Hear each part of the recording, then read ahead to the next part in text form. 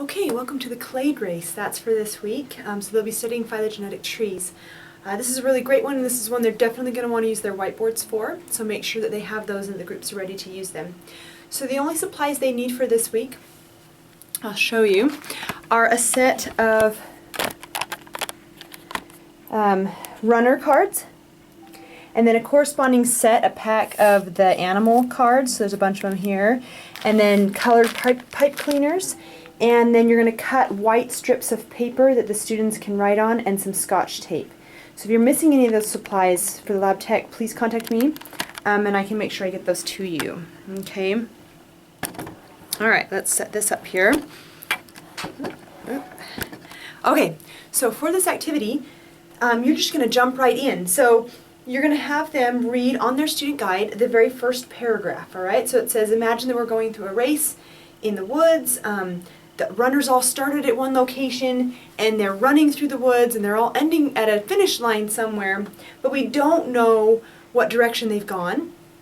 And there's only a couple of rules. So number one, the runners started with a blank card, and then as they're running they come to check stations, and the check stations give them a stamp. So the stamps that they have on their card show which check stations they've been through. And then the next rule is that the runners have to collect a stamp. The next rule is that each check station only uses one stamp, and no two check stations will use the same stamp. And then the fourth rule is that when they get to that check station, it always divides in two.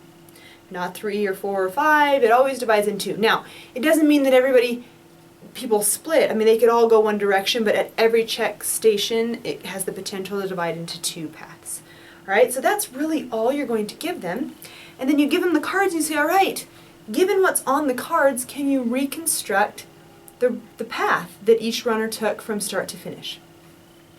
All right, and then you say, ready, set, go, and they're going to draw it on their whiteboards.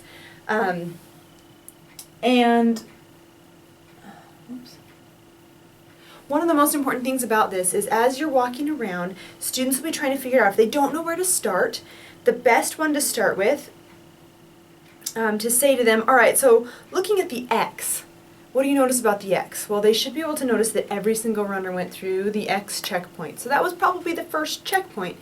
And then from there, they're going to run in two directions. Now, don't draw a racetrack on the board yet, because you don't want any preconceived notions into their heads. You want them to figure this out on their own. So you're not going to draw anything.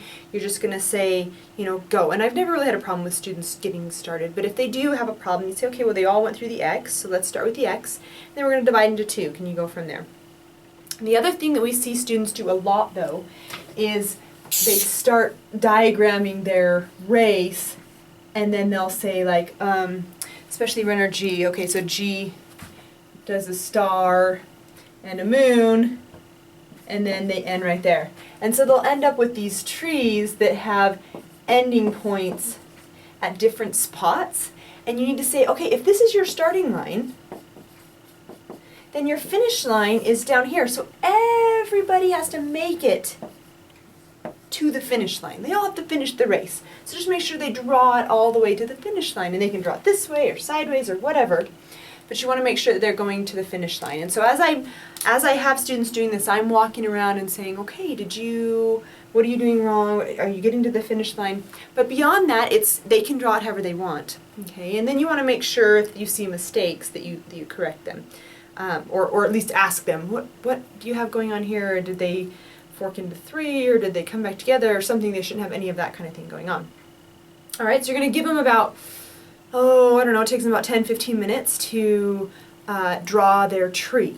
And once they draw their tree, you're going to have every group share their tree, and you're going to discuss the differences. Okay, and